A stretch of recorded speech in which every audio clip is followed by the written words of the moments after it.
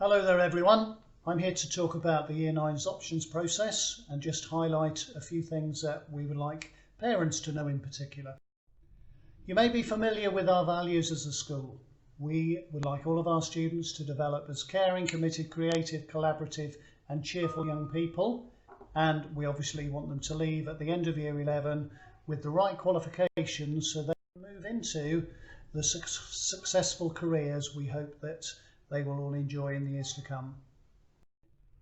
Our Year 9's options process follows a number of things in our programme that you can see on the screen there, and there are a few things that I'd just like to emphasise.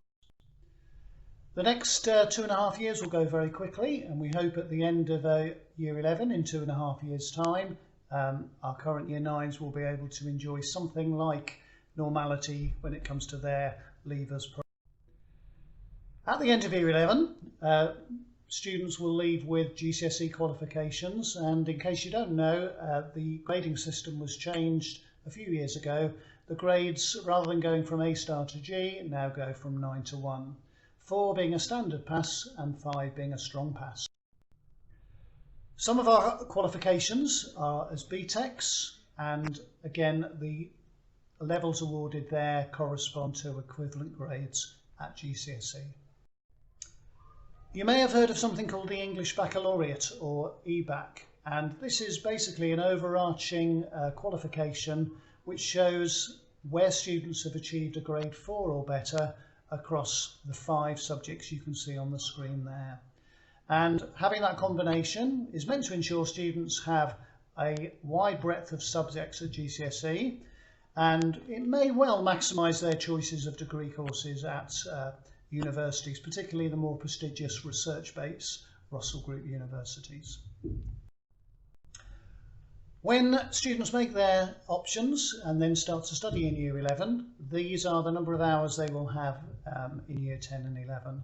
And the subjects on the screen there are what all students do regarding the compulsory subjects. So straight away there is a fairly good breadth there. But then students also have a choice of options.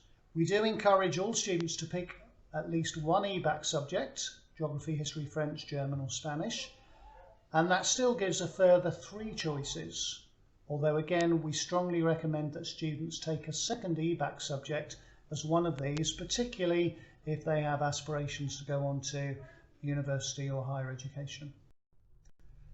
In terms of the options, all of the option subjects are shown on the screen there. So some are BTEC, the rest are GCSE. So there is a wide choice from which students can pick. Whichever options they choose, they will end up with 5 hours of a fortnight. So it is important that students choose subjects that they know they are going to enjoy, because there's a lot of time over the next 2 years. Once students make their choices, we obviously analyse the subjects that they've chosen, and we will design the timetable around the choices made. Now, some courses may not run because of very, very low numbers opting for them. In a few cases, certain combinations may not be possible. And if that does apply, we will reconsult students and may need to consider their reserve choice. Once all the options have been confirmed, then we will let everybody know by letter, normally by the end of March. So, some frequently asked questions. One of the options is something called triple science. So you will have seen from the earlier slide, all students do double science. If they opt for the triple science, it gives them another 5 lessons. So they will have 14 hours of science a fortnight.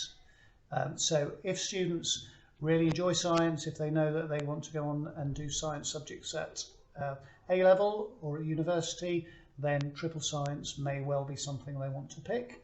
Although having said that, even with double science, it is still possible to do science A-levels.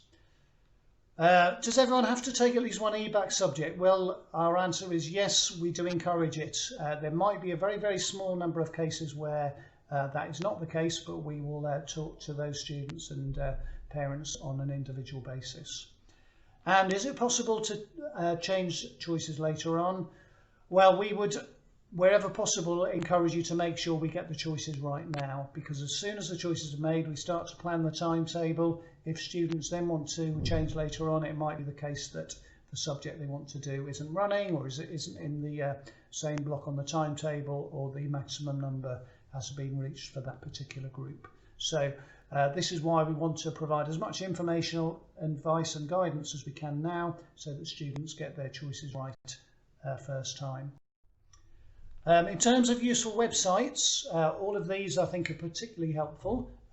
I Could is a really good one for establishing students' strengths and weaknesses. They can even do a quick quiz and discover what particular animal they are like, and then that shows them the sorts of skills that they might have and the kind of career areas they might want to go into.